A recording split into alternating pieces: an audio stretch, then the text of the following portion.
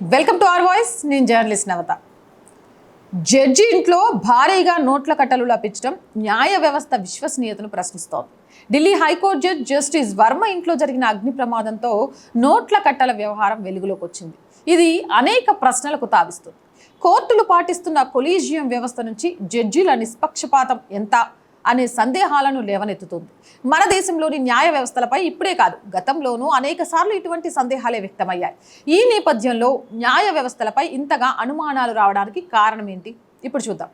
ఇటీవల Delhi high court judge justice Varma ఇంట్లో అగ్ని ప్రమాదం చోటు చేసుకుంది. ఈ ప్రమాదంలో భారీగా నోట్ల కట్టలు దొరికాయి. అవి లెక్కల్లో చూపని డబ్బుగా గుర్తించామని తెలిపారు పోలీసులు. ఈ విషయంపై పై అధికారులకు సమాచారం కూడా ఇచ్చారు. ఈ ఘటనపై స్పందించిన చీఫ్ జస్టిస్ కొలీజియం సమావేశానికి పిలుపునిచ్చారు. ఈ క్రమంలో జస్టిస్ వర్మను వెంటనే బదిలీ చేయాలని కొలీజియం ఏకగ్రీవంగా తీర్మానించింది. ఆయనను ప్రస్తుతం విధులు నిర్వహిస్తున్న ఢిల్లీ హైకోర్టు నుంచి అలహాబాద్కి బదిలీ చేయాలని నిర్ణయించింది కొలీజియం. ఆయన అలహాబాద్ నుంచి 2021 అక్టోబర్లో ఢిల్లీ హైకోర్టుకు మారినట్లు తెలుస్తోంది.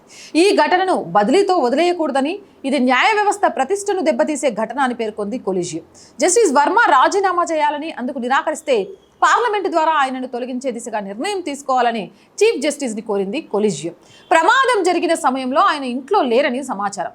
ప్రమాదం గురించి ఆయన కుటుంబ సభ్యులు అగ్నిమాపక సిబ్బందికి సమాచారం అందించగా ఘటనా స్థలికి చేరుకొని మంటలు అదుపులోకి తెచ్చారు. అయితే ఈ ఘటనల్లో నోట్ల కట్టలు లభించాయన్న దానిపై అధికారులు ఒక్కొక్కరు ఒక్కో తీరుగా స్పందిస్తున్నారు. ఓవైపు సోషల్ మీడియాలో నోట్ల కట్టలకు సంబంధించిన వీడియోలు సర్క్యులేట్ అవుతూ ఉంటే, మరోవైపు అసలు అక్కడ నోట్ల కట్టలే లభించలేదని అగ్నిమాపక దళ చీఫ్ అతుల్ గార్గ్ స్పష్టం చేశారు. దీనిపై తీవ్ర వివాదం చెలరేగింది. నోట్ల కట్టలున్నాయని వీడియోలు సర్క్యులేట్ అవుతుండగా అక్కడ ఏమీ లేదని ఎలా చెప్తున్నారంటూ నెటిజన్లు ప్రశ్నిస్తున్నారు. దీంతో మరుసటి రోజే తాను అనలేదని ఆయన మాట మార్చాడు. ఇప్పటికే సుప్రీంకోర్టు కొలీజియం కూడా తన ప్రాథమిక దర్యాప్తులో నోట్ల కట్టలున్నాయని తేల్చింది. ఆయన ఇంట్లో లభించిన నోట్ల కట్టలు, ఇతర ఆస్తి పత్రాల ఫోటోలు, వీడియోలను సుప్రీంకోర్టు బహిర్గతం చేసింది. పైగా ఈ కేసులో సమగ్ర దర్యాప్తు చేసేందుకు ఒక 3 న్యాయమూర్తుల త్రిసభ్య కమిటీ ఏర్పాటు చేసింది. ఈ కమిటీ జస్టిస్ యశ్వంత్ వర్మపై వచ్చిన అవినీతి ఆరోపణలపై ఇన్హౌస్ విచారణ చేపట్టనుంది. సదరు న్యాయమూర్తిపై అవినీతి ఆరోపణలు రావడం ఇదేం మొదటిసారి కాదు. 2018లో జస్టిస్ యశ్వంత్ వర్మపై సిబిఐ ఎఫ్ఐఆర్ నమోదు చేసింది. సింభోలి షుగర్ మిల్స్ కుంభకోణానికి సంబంధించి యశ్వంత్ వర్మపై కేసు దాఖలైంది. ఆ సమయంలో యశ్వంత్ వర్మ సింభోలి షుగర్స్ మిల్స్లో నాన్ ఎగ్జిక్యూటివ్ డైరెక్టర్గా పనిచేస్తున్నారు. ఆ సమయంలో యశ్వంత్ వర్మ ఇంట్లో లెక్కలు చూపని భారీ నగదు దొరికిందని సిబిఐ ఆరోపించింది. దీనితో సిబిఐ ఎఫ్ఐఆర్ నమోదు చేసింది. 2018లో జస్టిస్ యశ్వంత్ వర్మపై సిబిఐ ఎఫ్ఐఆర్ నమోదు చేసింది. సింభోలి షుగర్ మిల్స్ కుంభకోణానికి సంబంధించి యశ్వంత్ వర్మపై కేసు దాఖలైంది. ఆ సమయంలో యశ్వంత్ వర్మ ఇంట్లో లెక్కల్లో చూపని భారీ నగదు దొరికిందని సిబిఐ ఆరోపించింది. దీనితో సిబిఐ ఎఫ్ఐఆర్ని నమోదు చేసింది. అదే జడ్జి ఇంట్లో మరోసారి నోట్ల కట్టలు లభించడం వల్ల సదరు వ్యవస్థపై ప్రజల్లో నమ్మకం మరింత సన్నగిలింది. ఈ ఉదాంతంతో పలు మౌలిక ప్రశ్నలు తలెత్తుతున్నాయి. నోట్ల కట్టలు ఈ నెల 14న బయటపడగా వారం రోజుల వరకు అది వెలుగు చూడకపోవడానికి కారణం ఏంటి? సోషల్ మీడియాలో లేకపోతే ఈ వ్యవహారానికి ఫైర్ డిపార్ట్మెంట్ చీఫ్ స్టేట్మెంట్తో తెరపడే అవకాశం ఉండేది కదా. ఇంత జరిగినా సదరు న్యాయమూర్తిని కేవలం బదిలీ చేసి చేతులు దులుపుకోవడం ఏంటి? ఈ సంఘటనపై సమాచారం సుప్రీంకోర్టు కొలీజియంకు నిజంగానే ఆలస్యంగా తెలిసిందా, లేక ఈ వ్యవహారం గాలివానగా మారడంతో విధిలేని పరిస్థితుల్లో సుప్రీంకోర్టు కొలీజియం స్పందించిందా? ఈ సంఘటనపై ఢిల్లీ హైకోర్టు ప్రధాన న్యాయమూర్తి అంతర్గత విచారణ చేపట్టగా సదరు న్యాయమూర్తి ఇంట్లో డబ్బే దొరకలేదని ఢిల్లీ అగ్నిమాపక శాఖ డైరెక్టర్ జనరల్ ప్రకటించడం ఏంటి? ఇందులో నిజానిజాలు తెలుసుకునే హక్కు ఈ దేశ పౌరులకు లేదా? ఈ ప్రశ్నలకు సమాధానాలు లభిస్తాయా? ఇలాంటి జవాబు దొరకని ప్రశ్నలు ఎన్నో ఉన్నాయి. జడ్జిల ఆస్తులకు సంబంధించి 2009లో నాటి యూపీఏ ప్రభుత్వం కీలక బిల్లును తీసుకొచ్చింది.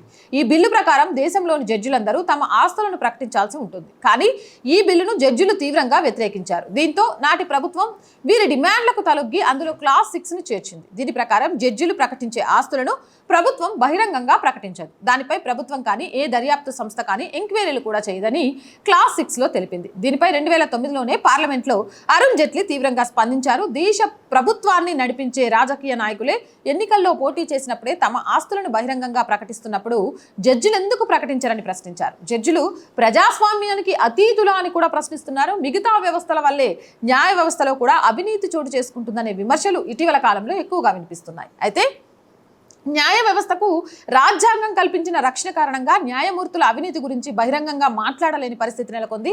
కీలకమైన సున్నితమైన అంశాలపై విచారణ జరిపి తీర్పులిచ్చే హైకోర్టు, సుప్రీంకోర్టు న్యాయమూర్తులకు రాజ్యాంగ నిర్మాతలు కొన్ని రక్షణలు కల్పించారు. ఇప్పుడు ఆ రక్షణలను కొంతమంది న్యాయమూర్తులు దుర్వినియోగం చేస్తున్నారనే అభిప్రాయం వస్తుంది. తీర్పులు అనుకూలంగా రాని సందర్భాల్లో నిందితులు న్యాయమూర్తులకు దురుద్దేశాలు ఆపాదించకుండా రాజ్యాంగ నిర్మాతలు ఈ రక్షణలు కల్పించారు. న్యాయమూర్తులకు దురుద్దేశాలు ఆపాదించే వారిని కోర్టు ధిక్కరణ కింద శిక్షించే వెసులుబాటును న్యాయ వ్యవస్థకు రాజ్యాంగం కల్పించింది. న్యాయమూర్తులకు కల్పించినంత రక్షణ న్యాయాధికారులకు కల్పించలేదు. కింది స్థాయి కోర్టులలో పనిచేసే న్యాయాధికారులు అవినీతికి పాల్పడినా లేదా ఇతర అనైతిక చర్యలకు పాల్పడినా వారిపై చర్యలు తీసుకునే అవకాశం హైకోర్టులు కల్పించాయి. అదే హైకోర్టు న్యాయమూర్తి ఎవరైనా అవినీతికి పాల్పడ్డారని వెల్లడైనా సదరు న్యాయమూర్తిపై సుప్రీంకోర్టు కూడా నేరుగా చర్య తీసుకోలేదు. వారిని పార్లమెంటు ఉభయ సభలే చర్చించి తొలగించాలి. మరోవైపు కేంద్రంలోని బీజేపీ ప్రభుత్వం న్యాయ వ్యవస్థలో సంస్కరణలు తీసుకురావాలని ఎంతో కాలంగా ప్రయత్నాలు చేస్తోంది. కొలీజియం వ్యవస్థతో పాటు అనేక సంస్కరణలకు ప్రయత్నాలు చేస్తూనే ఉంది. కానీ ఇది ఇంకా కార్యరూపం దాల్చడం లేదు. గతంలో యూపీఏ 2 ప్రభుత్వంలో కొలీజియం వ్యవస్థపై పార్లమెంట్లో చట్టాలు చేసినా దాన్ని సుప్రీంకోర్టు కొట్టివేసింది. ఇక బీజేపీ పాలనలోని మంత్రులు సందర్భం వచ్చినప్పుడల్లా న్యాయ వ్యవస్థలోని సంస్కరణలపై మాట్లాడుతూనే ఉంటారు. భారత ఉపరాష్ట్రపతి జగదీప్ ధన్ఖడ్ సైతం ఈ విషయంపై ఎప్పటికప్పుడు ప్రస్తావన చేస్తూనే ఉన్నారు. పాపం పండితే కానీ తత్వం బోధపడదన్నట్లు ఈ పాపం ఇంకాస్త పండాల్సి ఉందేమో. అందుకే సంస్కరణలకు ఇంకా సమయం పట్టేటట్టు కనిపిస్తుంది. మరి మీరేమంటారు? కామెంట్ సెక్షన్లో పెట్టేయండి. మోర్ వీడియోస్ కోసం ఛానల్ వెంటనే సబ్స్క్రైబ్ చేయండి. ఛానల్ చూస్తున్న ప్రతి ఒక్కరికి ప్రతిరోజు చేసే రిక్వెస్ట్ చేయండి, ఛానల్ సబ్స్క్రైబ్ చేశారా లేదా అనేది ఒకసారి చెక్ చేయండి. సబ్స్క్రైబ్ చేయకుంటే please subscribe our channel. Content బాగుంది అనిపిస్తే మీకు తెలిసిన గ్రూపులన్నింటిలోకి షేర్ చేయండి. అలాగే ప్రతి వీడియోని లైక్ చేయడం మర్చిపోకండి, ఎందుకంటే మీరు చేసే లైక్ వీడియో వైరల్గా మారడానికి కారణమవుతుంది కాబట్టి. అలాగే ఆర్ వాయిస్కి ఆర్థికంగా చేయూతనందించండి. ఆర్థికంగా చేయూతనందించాలి అనుకుంటే సబ్స్క్రిప్షన్ పక్కనే జాయిన్ అనే బటన్ ఉంది. 1 to 5 లెవెల్స్ ఉన్నాయి. ఏదో ఒక లెవెల్లో సపోర్ట్ చేయండి. అలాగే స్క్రీన్ మీద గూగుల్ పే, ఫోన్పేతో పాటు అకౌంట్ డీటెయిల్స్ ఉన్నాయి. మీకు తోచిన సహాయం చేయడం ద్వారా ఈ ఛానల్ని నిలబెట్టాలి అనే మా కలకు సహకారాన్ని అందించండి. వ్యాపార ప్రకటనల కోసం చాలా మందిని రిక్వెస్ట్ చేస్తున్నామండి, బట్ ఎందుకు రెస్పాండ్ అవ్వట్లేదు అనేది మాకు అర్థం కావట్లేదు. కానీ మీరిచ్చే వ్యాపార ప్రకటనలు ఇలాంటి ఛానల్స్ని నిలబెట్టడానికి చాలా ఉపయోగపడతాయండి. వ్యాపార ప్రకటనల కోసం 8328500576 నెంబర్ని సంప్రదించండి. అలాగే ప్రజా సమస్య ఏదైనా మీ గొంతుకను మా గొంతుకగా వినిపిస్తాం. 8328500576 నెంబర్ని సంప్రదించండి. జై హింద్, జై భారత్.